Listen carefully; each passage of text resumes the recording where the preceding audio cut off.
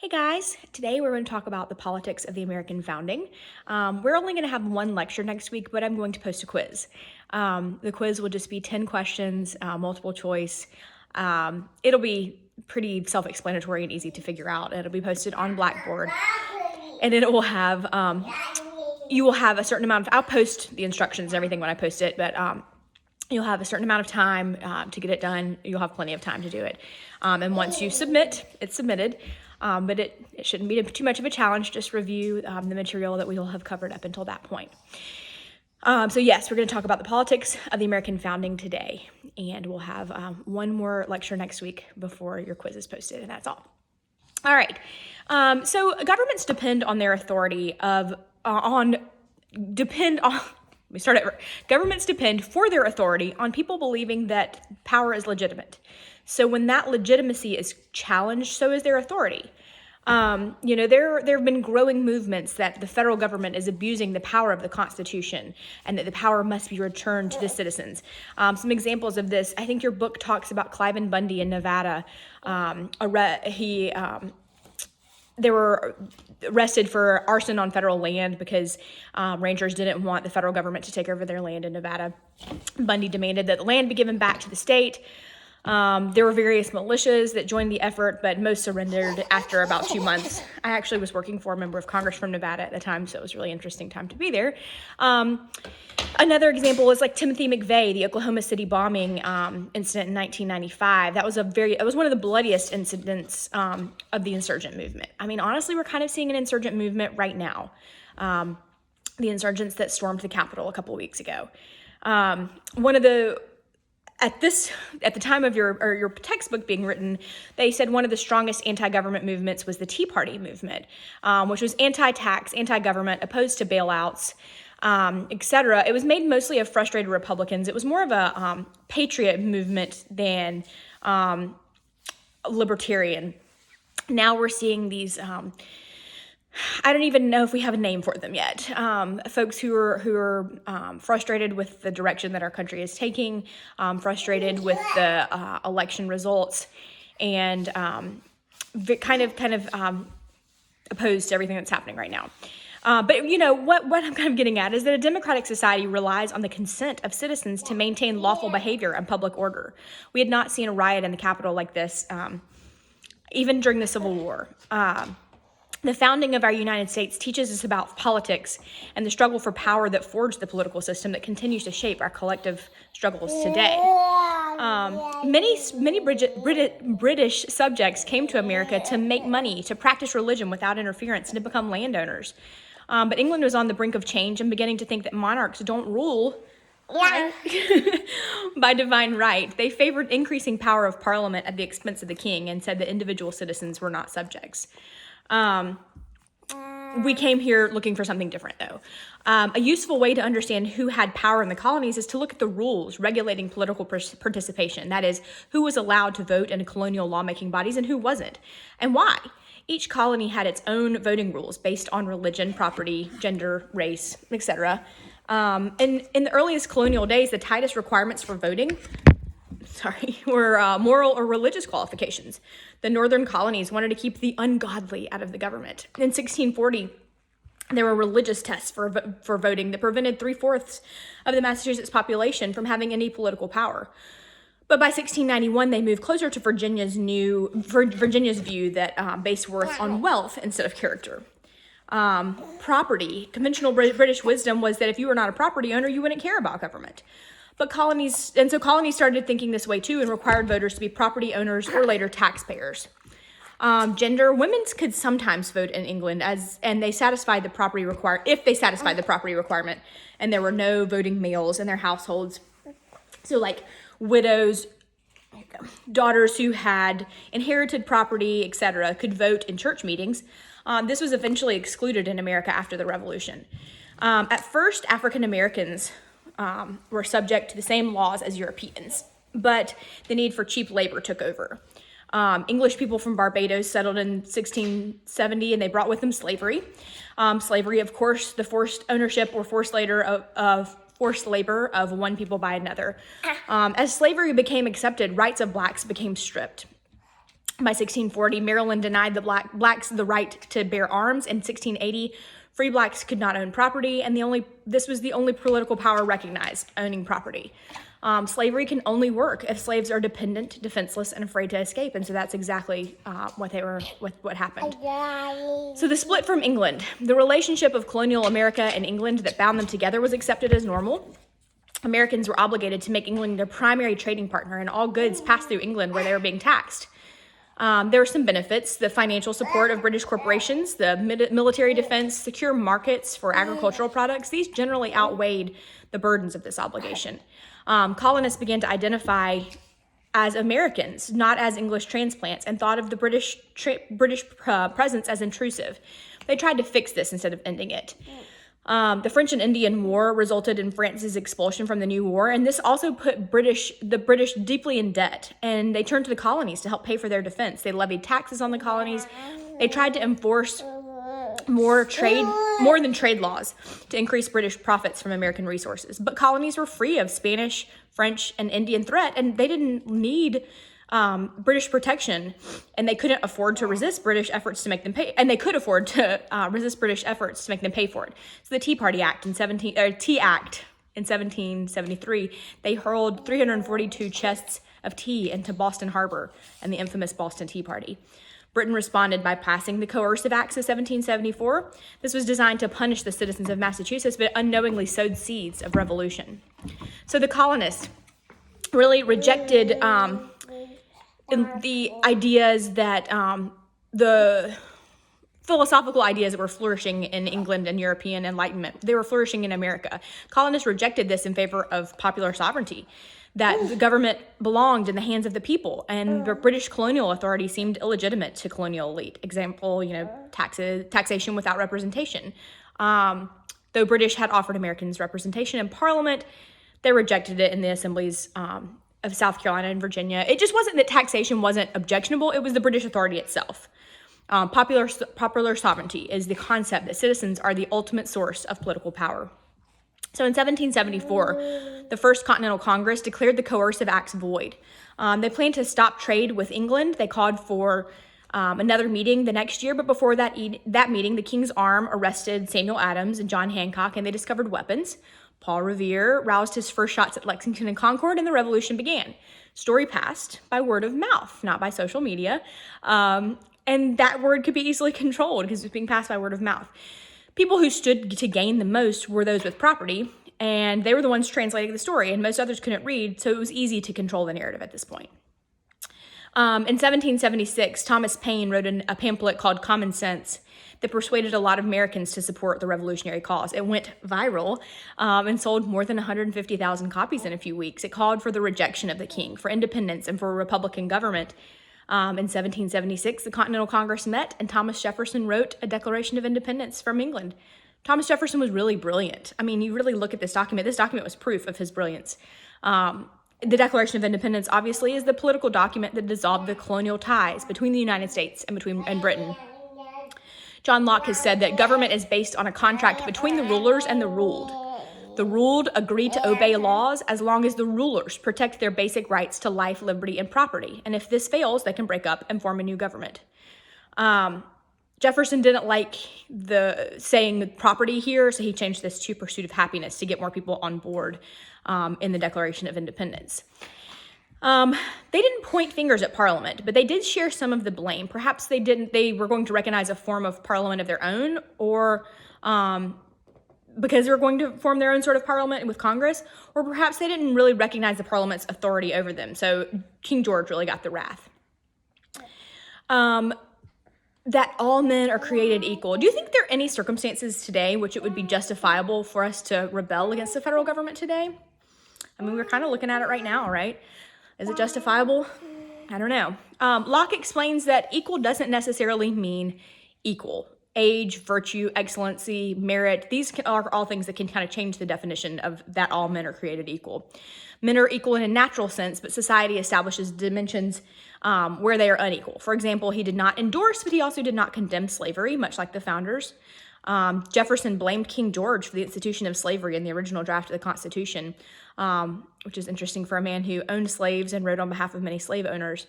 It was a very politically confusing and morally ambiguous time. That passage was obviously eventually deleted. All right, so then in 1777, Continental Congress met to create a new government. The Articles of Confederation. This was the first Constitution of the United States in 1777. It created an association of states that had a weak central government. It set up a firm league of friendship among the 13 states, but it didn't empower a central government or act effectively on their behalves. It ultimately was replaced because a strong central government was needed to provide economic and political stability. So a confederation is a government where independent states unite for a common purpose but retain their own sovereignty. States are their own. Central government is only there to run the collective business of the states. This is founded on state authority, but it says nothing about individuals. There's no rights or obligations for citizens. It can be handled by the states, and the states were 13 individual units. So under the weak Articles of Confederation, the future of the United States was up in the air.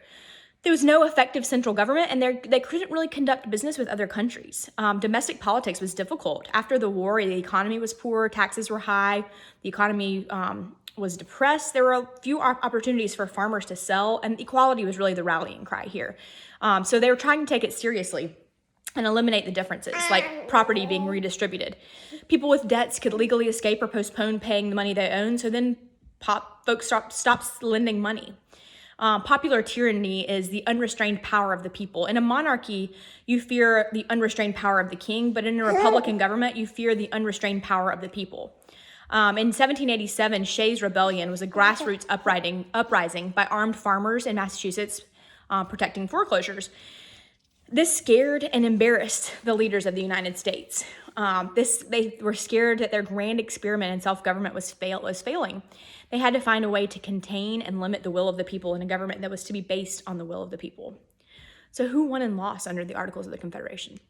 So even before Shays, delegates met in Annapolis to discuss commercial weaknesses. They asked each state to send delegates to a national convention to be held in Philadelphia in 1787. The Philadelphia Convention was authorized to try and fix the Articles of Confederation, but they didn't want to save it since most of them were elite and being hurt by it. So obviously the Constitutional Convention was an assembly of 55 delegates in the summer of 1787 met to recast the Articles of Confederation. The result was the United States Constitution. This replaced and not revised the Articles. Some delegates took this to mean that the convention was overthrowing the government. The delegates were some of the most educated, powerful, and wealthy citizens in the United States. They were impressive delegates. They were the cream of society. They were well educated when most were not, wealthy when most were not, mostly young but politically experienced in revolutionary politics and well read on political theories of the day. So imagine, like we did earlier in this class, that you're creating your own government from scratch. You're creating all the rules to your liking, but you have other delegates to work with, some who want a strong government and some who are fearful of a big government. The compromise here is federalism. This is a political system which power is divided between the central and regional units. Unlike a confederation where states retain the ultimate power, federalism gives the central government its own source of power. The Constitution is over the people of the United States, but it also gives independent power to the states. So Federalists are supporters of the Constitution who favor a strong central government. Anti-Federalists are advocates of states' rights who oppose the Constitution. All right, so now they had to decide how to allot power among the states. Should all the states be the same, or should larger ones have more power? Two plans were really offered to resolve the issue. The Virginia plan, which was a proposal at the Constitutional Convention that congressional representation be based on population, thus favoring the large states. Virginia was a large state, so they wanted it based on population. This was created by James Madison. He proposed the country would have a strong national government run by a bicameral, meaning two house legislature, bicameral legislature, one house directly elected by the people and one indirectly by a combination of state legislatures and the popularly elected national house. The numbers would be determined by the taxes paid by the residents of the state, which represented the free population of the state. The large states would have more representatives in both houses, and a national law would be weighted in their favor. 3 states, like Virginia, Massachusetts, and Pennsylvania, could form a majority and carry national legislation their own way. So small states like New Jersey were not happy with this. So the New Jersey plan was a proposal at the Constitutional Convention that congressional representation be equal, thus favoring the small states. This is a reinforcement of the Articles of Confederation. They wanted a multi-person executive, so not one person could possess too much power. Congressional acts would be the supreme law of the land. They wanted a unicameral house, one house, and each state would have only one vote. Delegates would be chosen by state legislatures.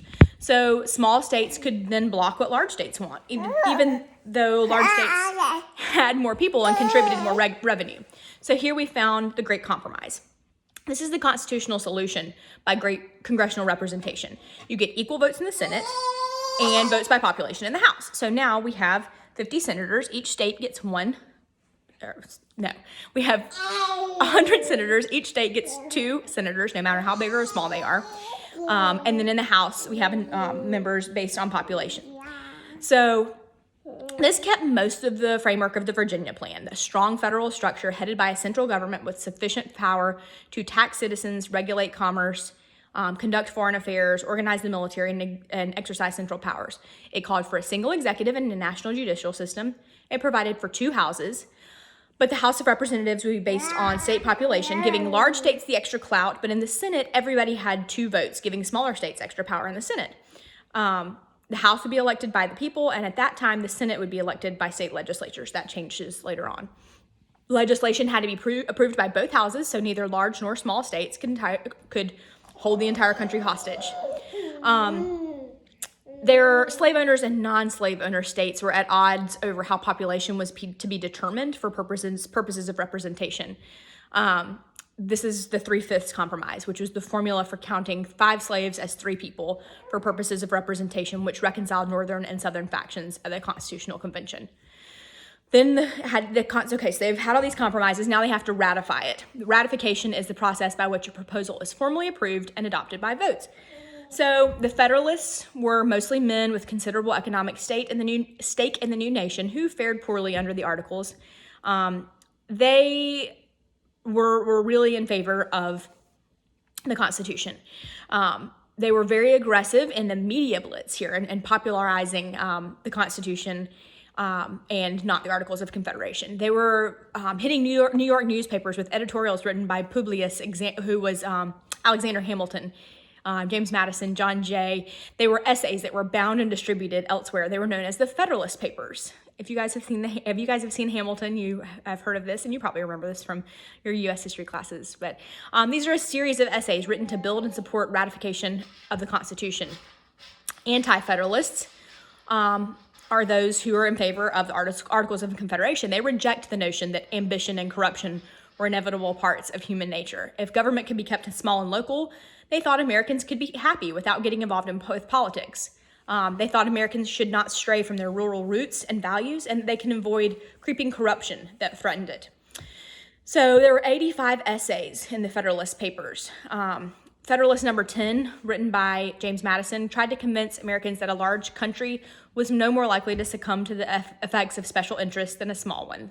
He said that the greatest danger came from factions. Factions are groups of citizens united by some common passion or interest opposed to the rights of other citizens or the interests of the whole community. So, for example, like farmers want to keep prices of food high that would make most Americans worse off.